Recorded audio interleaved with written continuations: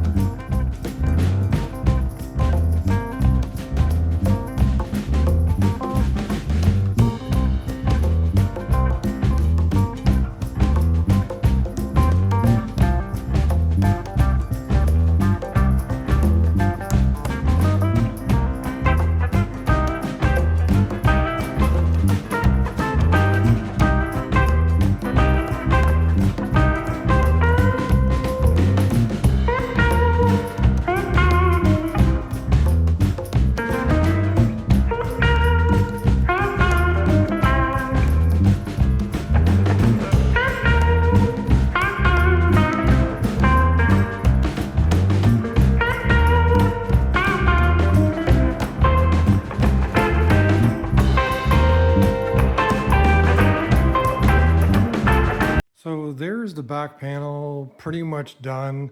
I tried to do time lapse for a bunch of different things that I did. Stretching, pre-stretching the lines. We had bead rolling the lines. Then I actually had a corking tool, like a piece of pipe. I don't know. There it is right there. I used that for squaring off the ends of the beads, kind of putting, that one I still got to go over a little bit, but most of them, they're round now. The other thing I did, the bottom edge there, we put on the brake and bent up. And I wasn't able to do that for the sides, so all I did, I just took a piece of 3/16 plate here, C-clamped it along the edge. Then I used the nylon hammer to bend the edge over. That way you're not, if you use a steel hammer and you whack the edge, you have the possibility of stretching the metal. But if you use a nylon hammer and you're careful, you can bend it over. Now, if you use a steel hammer and by chance you stretch some of this metal, you can always put it over in a shrinker and shrink it back and get it shape into it. But I had the nylon hammer, so that's what I used. I did that along this edge, the top edge, and both sides. And beforehand, what I did, I used the hole puncher. I measured where the original spot welds were on the back piece, put a bunch of holes here. There isn't anything across the bottom, not on the original anyways. I thought maybe there was screws. It's up there against the wall. I checked on it. I think it's just a folded edge, and then the wood butts up against here, and nothing actually touches this as far as I can gather.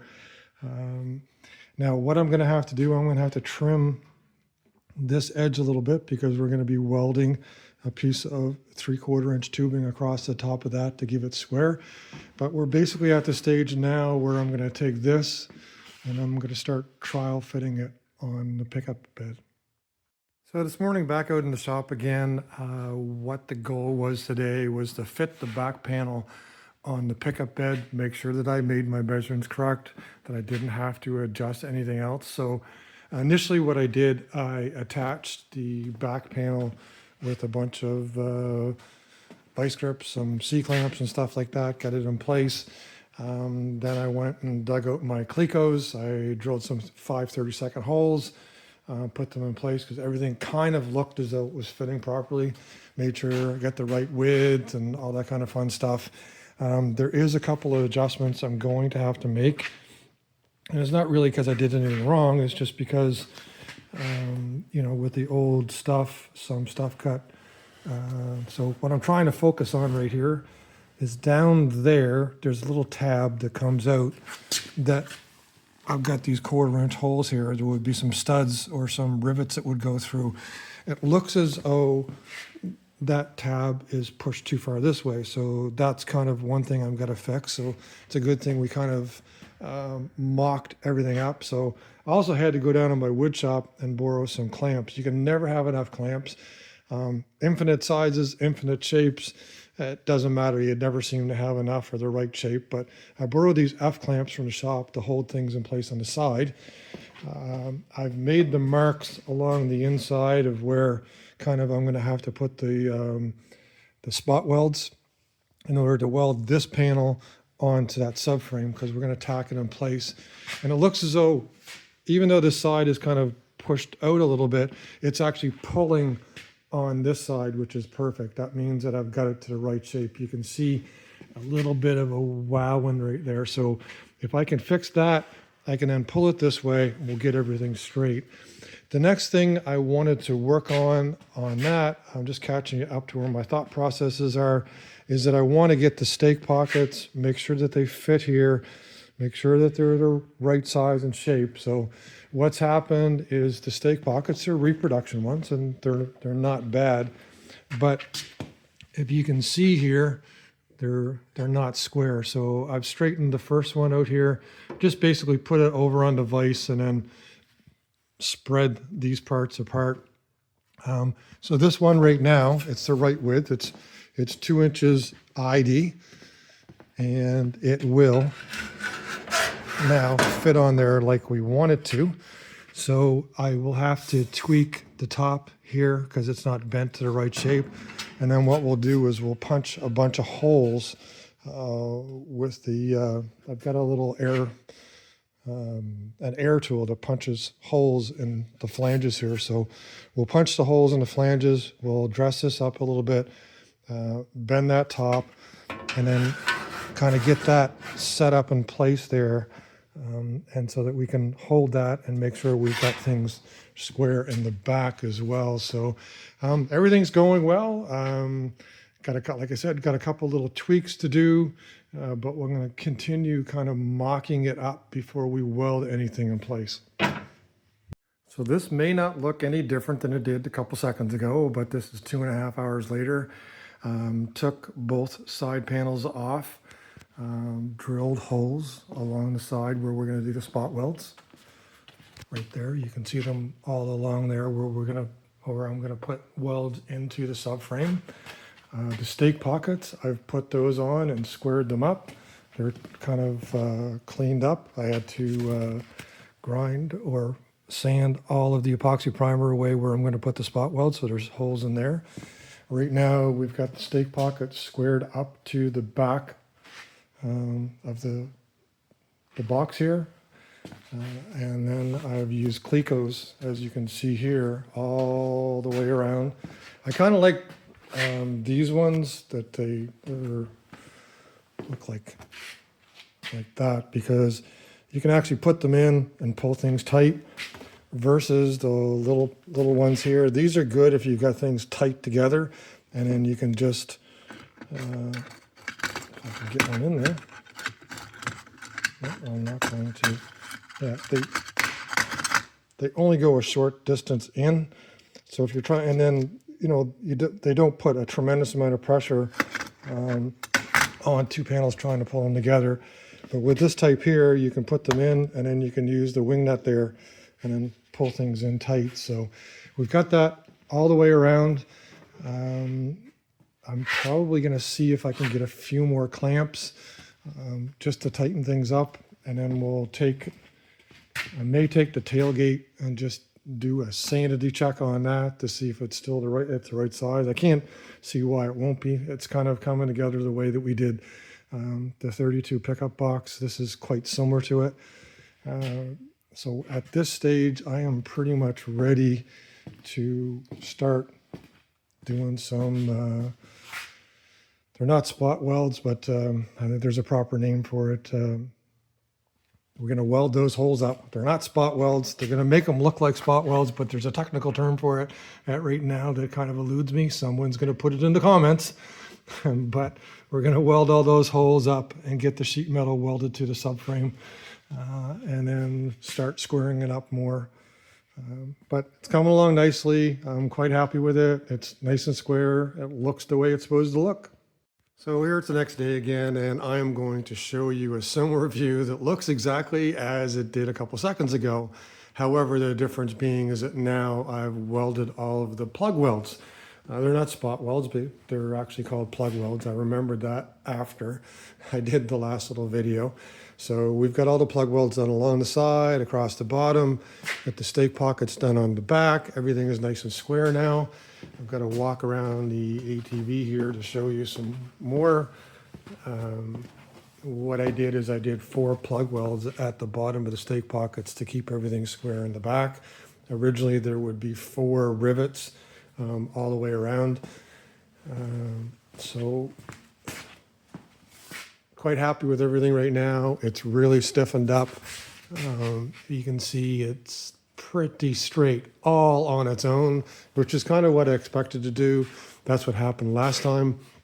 Next up, what I've got to do is I got to put the forward stake pockets, these ones, up there. And then what we have is we have some 3/4 inch square stock here. So what we're going to do is use that to go across the back here. And then normally, like on a 30s and 40s pickup, there would be a piece of square. The sheet metal will be rolled over the edge to make a square support piece. I think I'll show you over here. So there's the original square piece that goes across the back. We're not going to have this little lip here, but we're going to have a piece of 3/4 inch stock going around. And then same thing, I think you can see there. So it'll go all the way along the edge of the box, giving it some strength. So I will get those ready, and then we'll start tacking those on, and then the box is really coming together now. It's like I said, it's pretty stiff and straight, so all good so far. So there is the driver's side forward stake pocket on. It's all welded in place. I decided to stop and basically show you how much it takes to hold these on. Here's an example of what you kind of have to do to get it so it sits flat between the clecos and the vice grips. So what I'll do is I've got holes drilled right here that I'll fill up and then do the plug weld, and then I'll kind of leave those to make it look as though it was fabricated. Then for the cleco holes, I'll fill those up and I'll weld those, I'll grind those smooth, because we kind of want to have a look. We don't want a perfect look here. We're looking for more of a look like it was put together, not like a, top end show car or something like that. We could grind them all smooth, but we're going to leave some of them so it looks as though it's still fabricated and not, ultra finished kind of thing. So I'm going to finish plugging those ones up, clean it up, and then move on to the reinforcing pieces around the top of the bed. So I'm going to start the video from a different angle this time, because it seems as though when I look back at the videos, I'm showing the same thing, even though it's different. So at least from this angle, I can show a little bit more what I'm doing. Stake pockets are both in. I think I covered that already. So what I'm doing right now is welding the 3/4 inch square tubing to the side rails. Essentially, all I did the same thing as the other stuff. I put holes along the edge, and I've done plug welds to hold it in place. And then what I'm going to do is ever so slowly weld this to the sheet metal. So I'll then be able to come back over it with a grinder and give that smooth, like a smooth square look, like a stock one would look like. So right now, this is as far as I'm going to go tonight, because I'm afraid if I put any more heat into it, I'm going to warp it. It's not warped right now. It's kind of constrained, but I don't want to push my limits here tonight. So the back section is welded on. So what I'll do tomorrow, I'll come back out and I'll weld in between everything. And kind of like, even though it's got 3/4 inch square tubing there to kind of keep some rigidity to it, it still will warp if you put too much heat into it. I mean, I could probably put heat on the other side and straighten it out, but I would rather just weld it once and then keep it straight. This is the same technique as I've used before, and did it with success. So we're going to carry on welding these bits on and dressing it up and keeping this project moving of the 35 pickup cab. So here it is the next day. I have been diligent as far as welding 3 or 4 spots every 6 inches, working my way all the way around, letting it cool. I do have some issues with a little bit of contamination. You've got those little mountains that come up there. Gonna have to grind those off, dig those out, and then re-weld those. But right now, everything is welded all the way around. I don't have any distortion. And what I've got to do now is I'm gonna grind everything flush and flat all the way around. Then we're gonna go around and look for any pinholes or whatever, dig those out, weld those back up, because we'll have to do a second round. I don't want to leave any pinholes there that you would ultimately have to put any body fill into, because if there's a pinhole there, there's a contaminant. If there's a contaminant, at some point in time, it's going to fester out into whatever body fill you put into it. So we're going to grind a flush, drill out or dig out any kind of pinholes, and then re-weld those up. So it'll probably take another pass or two to go over it and then get that all cleaned up. So we're making progress here. I wouldn't say it's finished, but we've come a long way so far. So I promised to do something with the camera ladies car this episode, and I'm going to start doing something. I'm not going to be able to finish it, but I think what we're going to do is we are going to start working on the wiring. In the past, I have worked with the painless kits. I've worked with Easy Wire, worked with the Speedway kits. I actually kind of like the Speedway kits. They've got good instructions. They pretty forgiving. The painless ones are the best quality. I do have to admit, but the Speedway ones, I'm quite happy with those. The no-name ones off eBay, they work, but they are not marked very well. In this case, what we chose to do, we chose to get an upgraded Speedway one. We didn't get a 20 circuit kit, we get a 12 circuit kit. A little different than what we're normally getting, because what we did, we bought the one that has the nostalgia looking wires. So all of the wires have like a cloth coating on all of them. So they've got the plastic wires underneath and a cloth coating on the outside. So they're going to look like old school wiring. So it basically consists of this mess. This looks like an octopus laying here. There's a 12 circuit fuse panel here that I'm going to have to mount up on the wall. Now, one of the things that I purposely did with this firewall, I did not fill up the original dash mounting holes. Like there was on a 32 Ford, there's like a tunnel that comes off the firewall. The original gauges fit into it. So there's 6 holes, 1, 2, 3, 4, 5, 6 on the other side, plus another one here. I left those with holes into them. The intention here is to put some stainless steel screws into it and make it look as though we've got an original gauge cowl tunnel underneath. But what I'm going to use those for is I'm going to use those to actually have a little plate or a bracket to mount this little fuse box onto up there. Not sure if I'll get it going this episode or not, but this is what I'm going to be working on over the next few weeks, is laying all of this out. It is well marked. I'm good with all of that. It's a little more compact than what I'm used to with some of the other kits, but it looks like a really nice kit. I find them pretty straightforward to wire up. It'll be just a matter of taking the different harnesses. One goes to the back, one goes to the engine, one goes to the gauge cluster. We get a dimmer. We have the 2 flashers, which I'm not used to them being separate, but that'll be straightforward to do. They just hook into the GM style plug that we have here. So there's blind ends here, which I'm going to then take those by the color coding and everything else.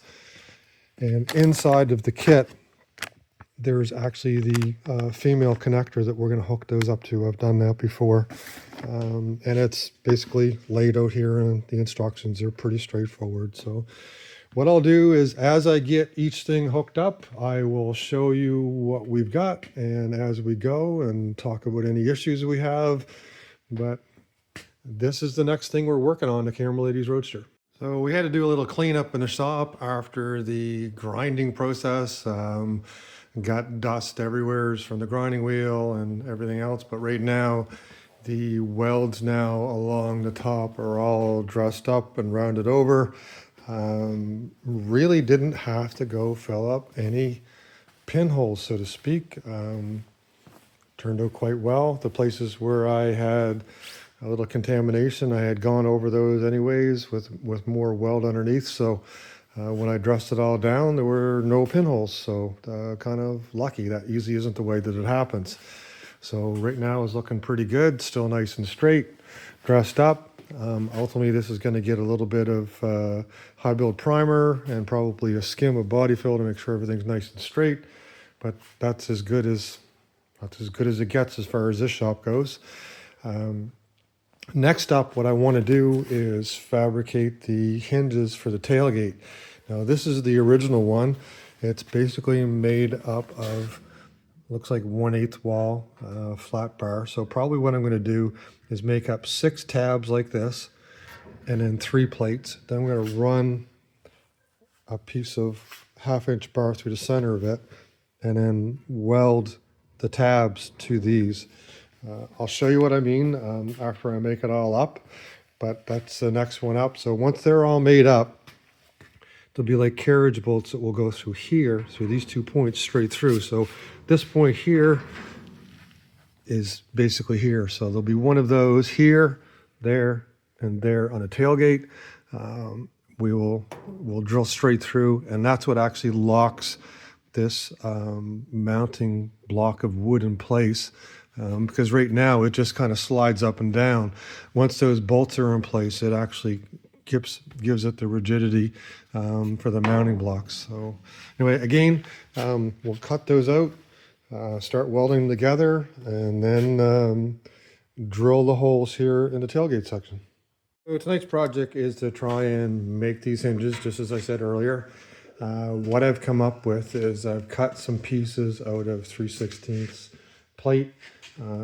Figured on, we made 6 of these that go through the 1/2-inch stainless steel bar.